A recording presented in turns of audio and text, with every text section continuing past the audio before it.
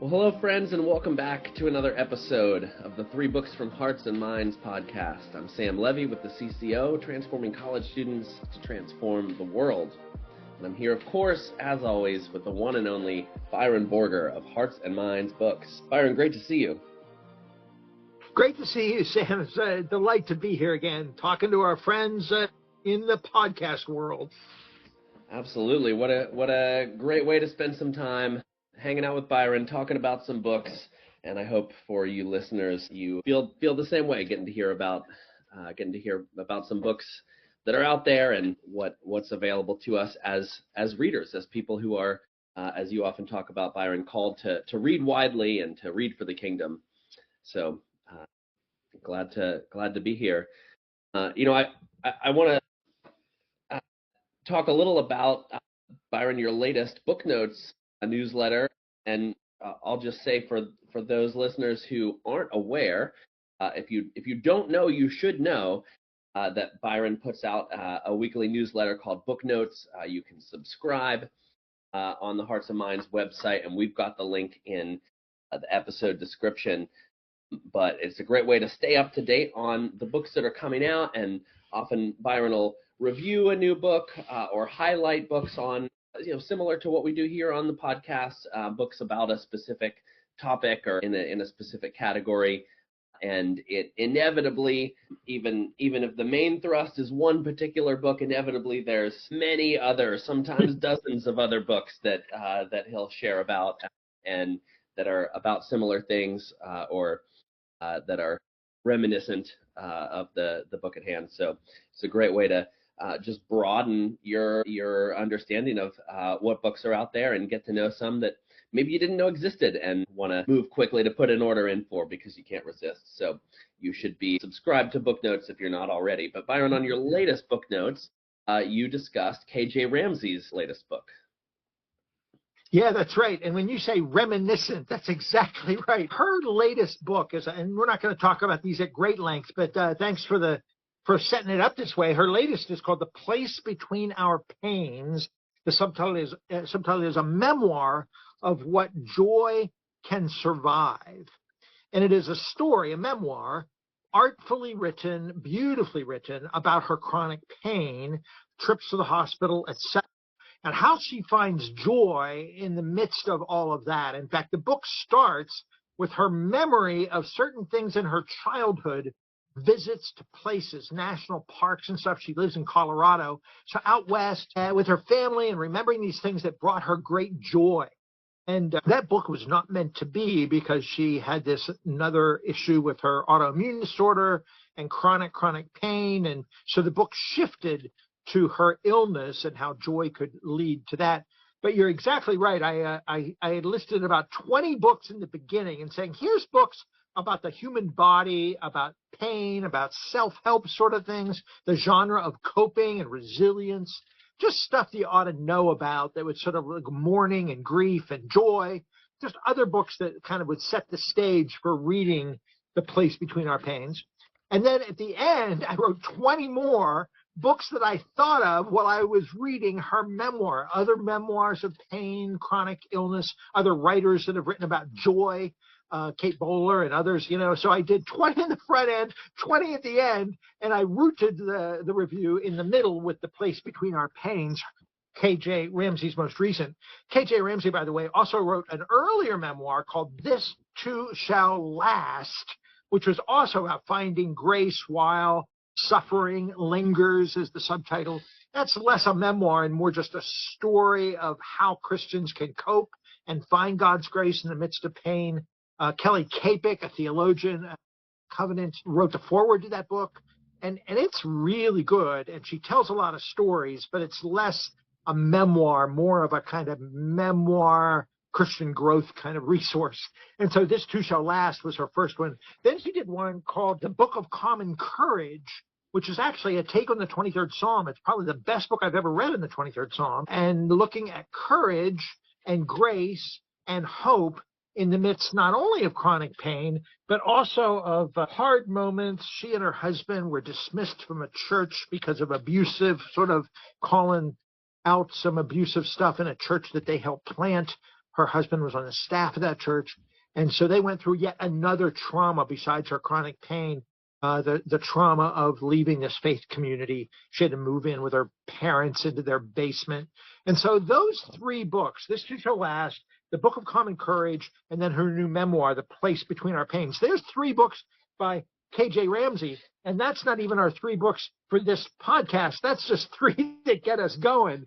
Because one of the things that comes through in all three of those books is that we as people and as people of faith are, it seems almost self-evident to say, but we are embodies. And too often in the history of Western philosophy, from Plato and Aristotle on, and in the history of church theology, there's often a dichotomy or a dualism between the body and the soul, between the sacred and the secular, because the things that God really cares about, supposedly your soul, and going to heaven, which in some people's mind is some ethereal place in the great beyond, and the down-to-earth embodied living we do as creatures of God. And so to reject that dualism, something the CCO in their campus ministry work always teaches students, God cares about everything because everything matters, because the kingdom of God includes everything. And so because the kingdom includes everything, everything matters. And so we have our Jubilee Conference, for instance, out in Pittsburgh in February to draw that theme of the Lordship of Jesus over all areas of life, including the embodied creaturely stuff of ordinary life. So today's podcast, I'd like to name three books that help us deal with, in a certain sense, with our bodies, with our creatureliness, with our embodied living in the real world. These are sort of things I talked about in the K.J. Ramsey book notes, so if you want to see what I wrote about these things. But if you'd rather just listen, I'll name three for you here today about the human body. Does that sound okay, Sam? It's a segue from K.J. Ramsey to three books about the body. Yeah, an important theme. As you said, it seems self-evident, it seems obvious. Humans have bodies, and yet we often downplay that or miss out on what does it mean to live faithfully as embodied creatures. So excited to hear about these three books. What do we got first? And one of the things that helps us do is honor, as K.J. Ramsey does so well, honor joy, the ecstatic, the pleasant, the lovely, the delightful, the awesomeness of good things that we see. So we're drawn to beauty in a certain sense, but it also allows us to say, hey, this hurts. It honors lament and protest and pain. Most Christianity doesn't do either of those very well. You can't get too excited about the erotic or the pleasures of the body, and you can't really name your pain because it sounds like you don't have enough faith or something if you do. But in the biblical tradition, we honor both the goodness and the horror of the human condition. So these books, if anything, will be a kind of in the back door way to a good holistic theology that we believe is biblical and theologically sound. So without going into the history of dualism too much, I'll give you three books that kind of get there. The first one is by our friend Justin Whitmel Earley. Justin has spoken at our Jubilee a couple of times. He did that wonderful book on setting a rule for life called The Common Rule, one of our biggest selling books of the last 10 years. Lots of people like that. And then he did one for families called Habits of the Household, which is, again, how to take steps of living into an embodied sort of rule of life where you're dealing with digital stuff in creative ways. He also did one on friendship and loneliness, which is just a gem of a book. I really, really like that. It's called Made for People. Again, God didn't make us to be just individuals or souls floating around, that we have intimacy with God. He wants us to be with others. And so that Made for People is a really solid book by Justin Earley. His new one is called The Body Teaches the Soul. Now, I'll tell you what, I said this in my first review when the book first came out last February. I said, I've been taught by the CCO and others of this kind of philosophy that would reject body-soul dualism. It's not biblical, comes from pagan philosophers like Plato. So right away, I'm suspicious about the title of this book. I thought, I thought Justin was pretty good, but I don't like this at all. Well, I was wrong. This exactly talks about the embodied nature of our deepest heart. It doesn't play body versus soul at all. We are people made in the image of God, and we have bodies, but we are humans with multidimensional hearts, deep down centers of our being. So he uses the phrase the body and the soul kind of loosely not philosophically, but just kind of talking about how human embodiment matters to even your spiritual life. Here's what he does here. He talks about how, you may have heard of the body remembers about the way trauma is engaged even in our body. Well, he's sort of talking about that, how the body things that happen in your body affects your deepest heart. So the first one is the introduction, and the subtitle is this: how a lawyer who cared only about the life of the mind began to realize he had a body.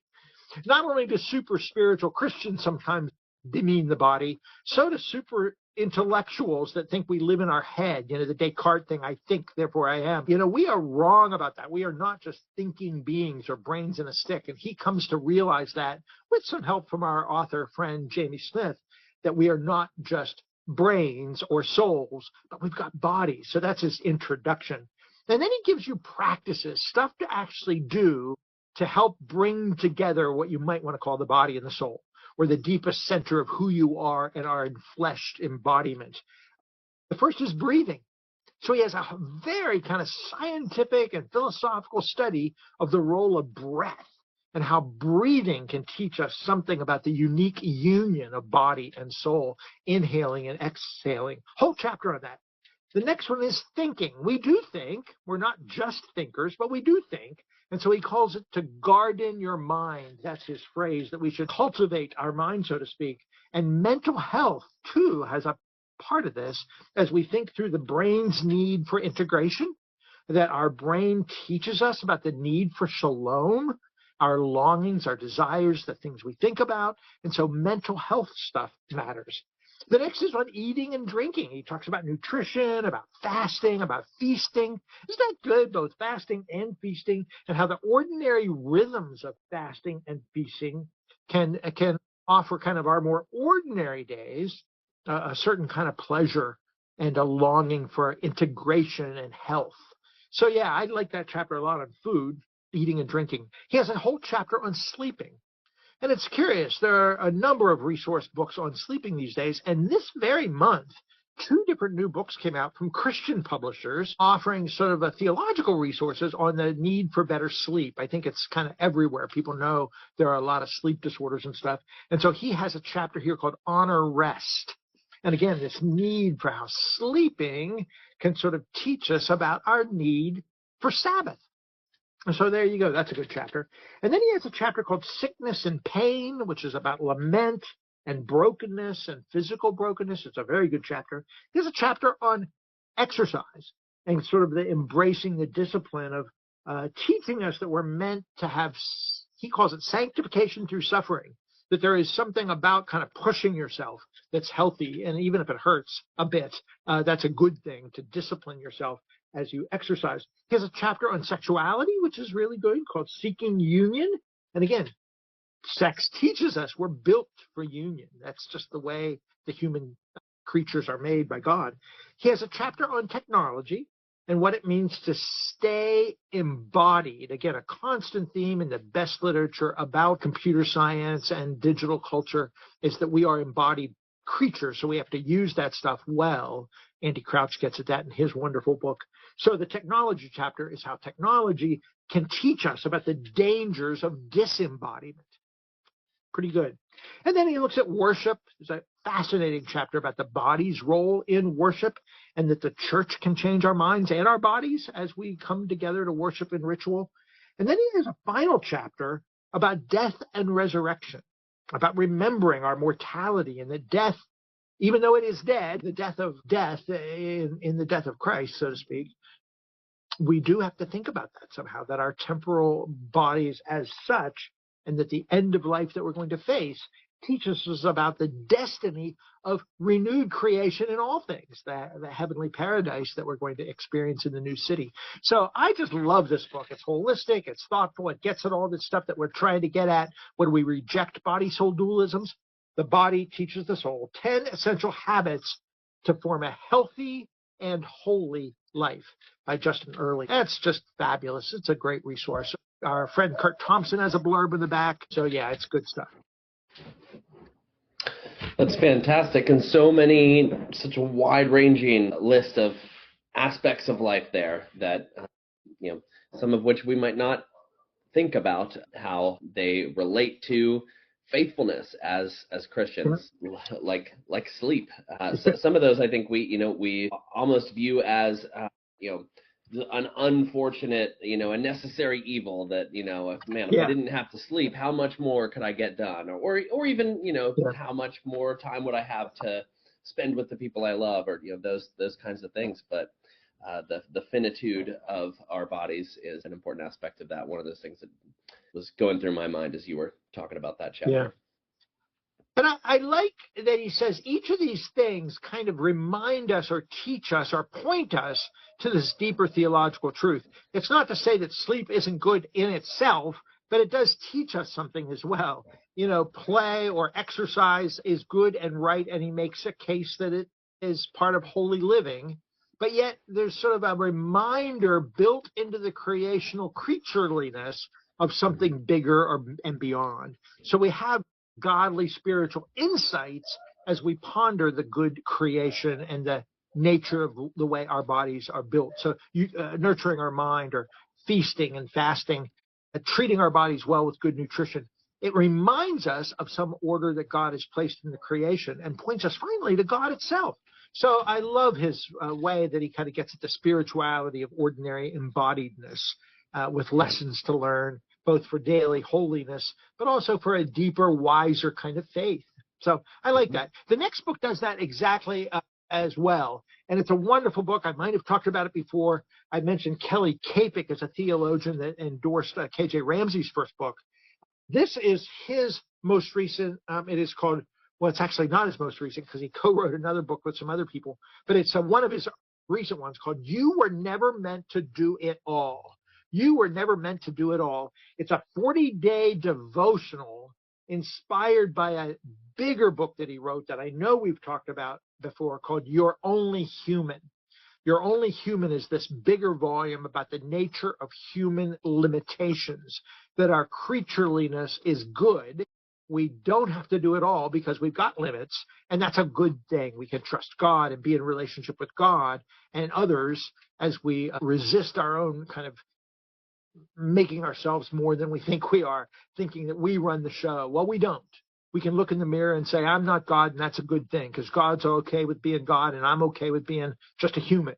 And so You're Only Human is his first big book. Well, then he did a sequel to it, sort of. It's not just excerpts of the book, but he kind of draws on the theme of the book to give you 40 short readings to do each day for 40 days worth of sort of diving into this topic of You're Only Human.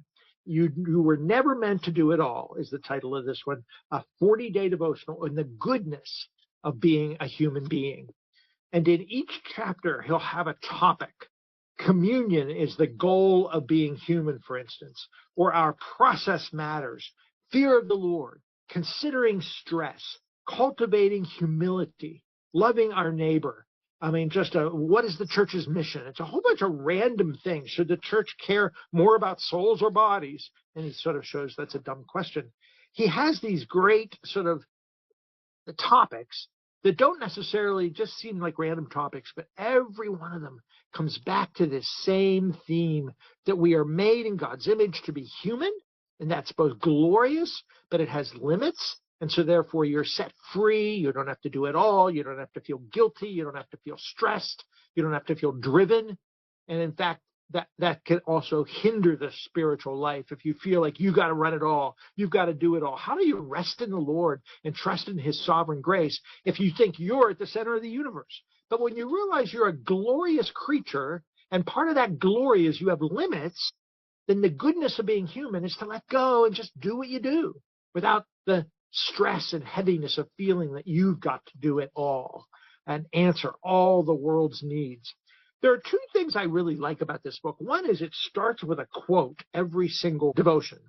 And it's from everybody from old school reform thinkers like your hottest Voss to very contemporary writers like the feminist Lillian Barger, who wrote Eve's Revenge. You know, his opening kind of quotes are almost worth the price of the book, whether it's Kurt Thompson or, here's one where he looks at a psalm. Here's another one where he looks at St. Augustine. Here's another one where he looks at a Greek father, an early church father. And so there's lots of these quotes. Laurie Ferguson Wilbert, who wrote a book called Handle with Care about the need for human touch. I love this. Kierkegaard, you name it. He has all these great quotes. And then he has questions for reflection at the very end. Really deep, thoughtful stuff that you could spend a week pondering. So this is 40 days. I can't say enough about it. Everybody ought to have this in their possession. It's so useful. It's laden with good ideas. It's got lots of great quotes, lots of good Bible verses, and tons of stuff you can reflect on. It doesn't say to do this in community, but you know what? To live authentically with your limitations, one of the themes of this book is we are built for others. We do need others. So it would be good to read through this, I think, together. If you know other people that are exhausted, or anxious or just sick of feeling burned out all the time, or you drink too much or whatever, this really could be a liberating key to not feeling you have to do one more thing. So here's one more thing you got to do. Read this book and be set free from that anxiety. So I love this book. Kelly Kapic, You Were Never Meant to Do It All, a daily devotional inspired somewhat by his bigger book called You're Only Human. It's a gem.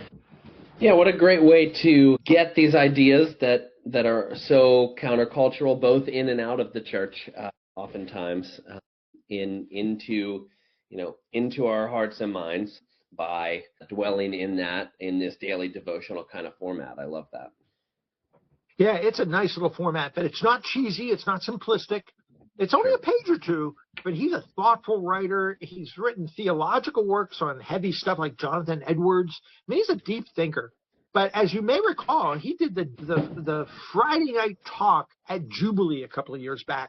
The Jubilee conference, for those that are listening in, the CCO sponsors this event for college students. And the main keynote talks are around the themes of the goodness of creation, the seriousness of the fall into sin, the glory of Christ's redemption, and the future hope of the restoration of all things. So this creation, fall, redemption, restoration story is always the way we sort of frame all the workshops and worship experiences of this big conference for students. And he did the creation talk. And he basically did You're Only Human. And he talked about you're never meant to do it all. He said, if you are college students, you probably are feeling this as much as anybody, this drivenness that you have to do everything, or you're the fear of missing out of something fun and good, even spiritually. You got to do one more Bible study or one more service project. He says, you do not have to do that. I'll tell you what, I think it was one of the best creation talks in the 50-year history of Jubilee. Students resonated it. We sold out of his big, heavy book, and that's rare. Big, heavy book, and people wanted it because they loved that liberating talk that he said, You're okay. You're made in God's image, and you should be okay with that. You don't have to do it all. So this is a timely theme, and you're right. It's countercultural.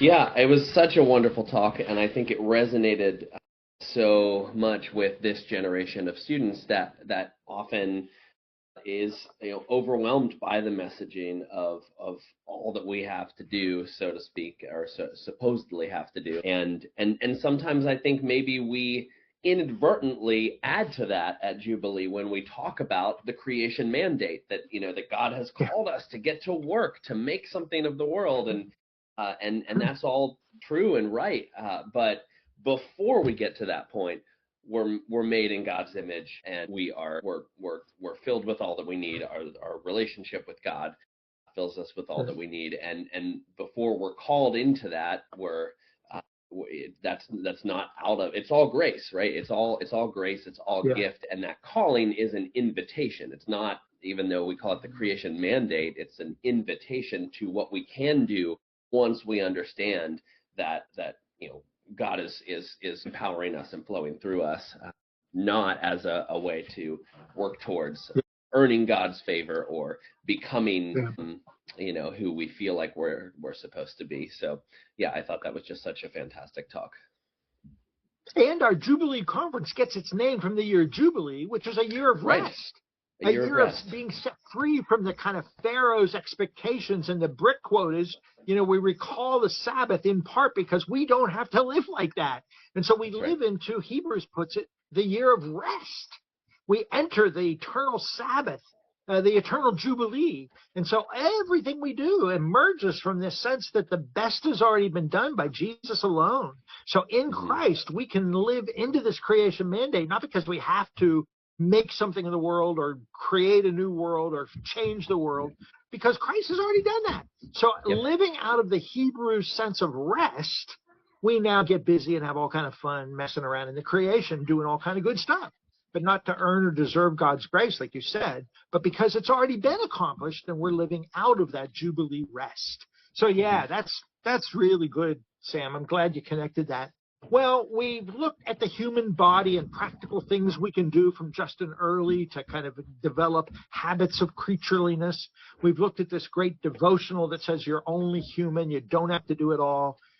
The third one I want to talk about today is very specific, and if you are a CCO worker listening to this, I know lots of other friends are listening in. If you're a pastor or a Christian educator at a church, or if you are a CCO worker, I think this is going to be a really important book for you to have, because it is full of stories of African American, mostly African American, people of color who are young adults in their college years who experience trauma or great goodness. It's by a trauma therapist named Sheila Wise Rowe, and I've told you about Sheila Wise Rowe, I think is how she says her name, Rowe, and she had written a book called Healing Racial Trauma that we've talked about on this podcast before.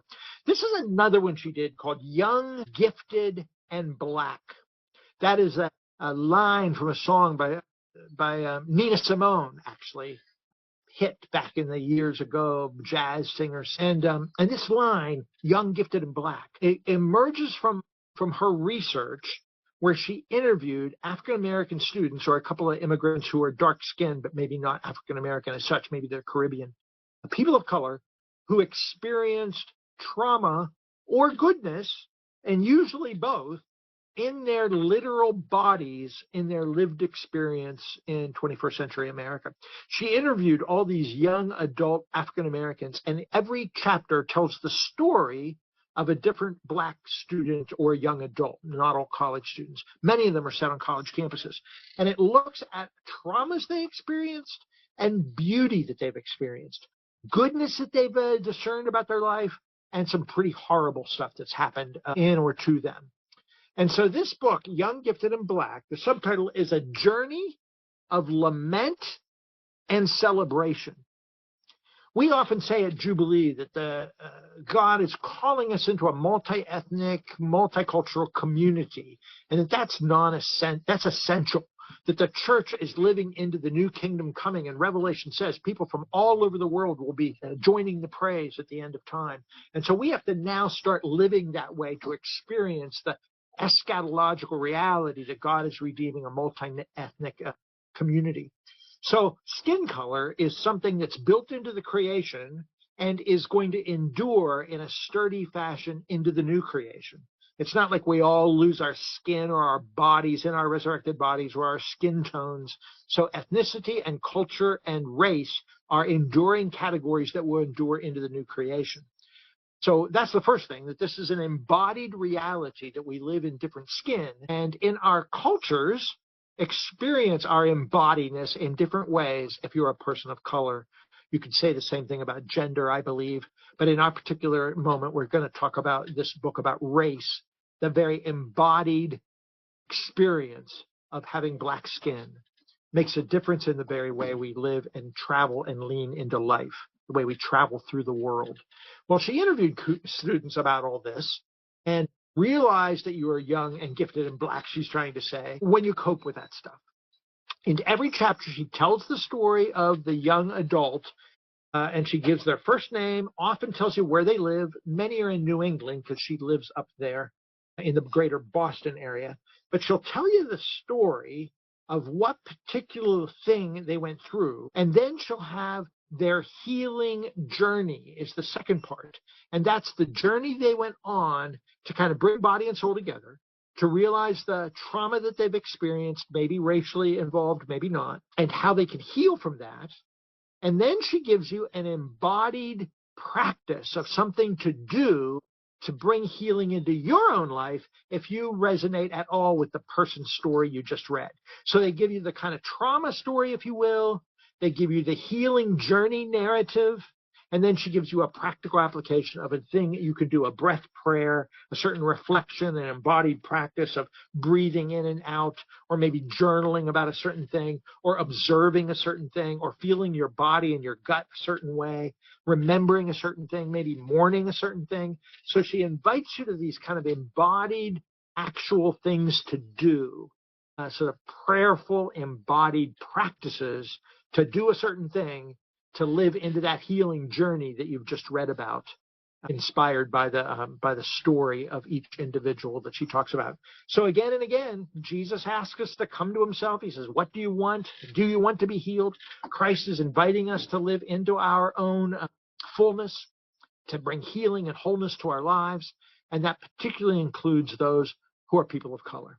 And so if you are a campus worker and you have African-American students in your faith community, or if you're a pastor of an ordinary church, independent or evangelical or mainline denominational or Catholic, whatever kind of religious leader you are, if you have people of color in your community, then you need to read this book to understand what this handful of young adults have gone through. Not everybody goes through this stuff, but these particular kids went through these stories, and it's helpful for us to kind of lean in over their shoulder, to look into their story, to learn their lessons, what they went through, what their healing journey looked like, and then learn some practices where we can embody those exact practices that can be helpful to bring healing around this particular topic.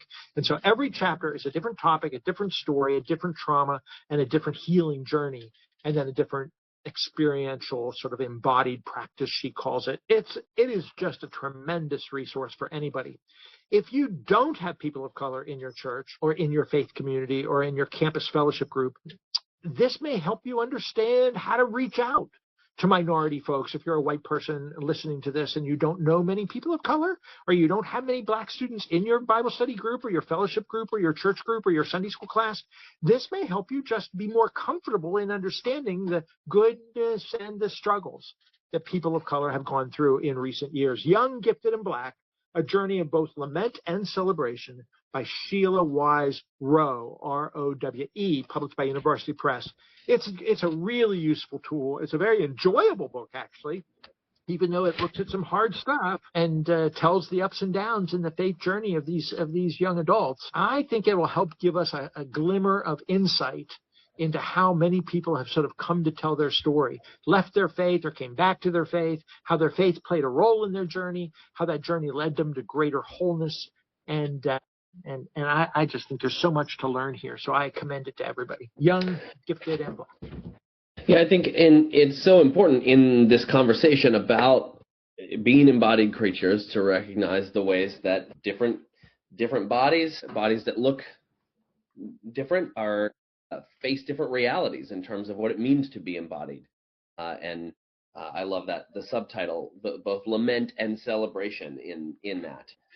Holding that intention, leaning into that nuance and complexity, and just what does this mean? What does this mean to have a black body? What does this mean to have this particular body that is beloved by God and is good, and yet faces the kinds of trauma and oppression and sin that we see based on those different characteristics and backgrounds and ethnicities. So yeah, well, this is a fantastic conversation. Some great books to check out. We want to thank everyone for listening. If you would like to order one of these books or another book, the order link is the first link in the episode description, and definitely sign up for the Book Notes newsletter as well. You'll find that in the description there too. We'd love for you to like and share this podcast with others. Spread the word. And we'd love to hear from you. If you read these books or reading books that we've highlighted before,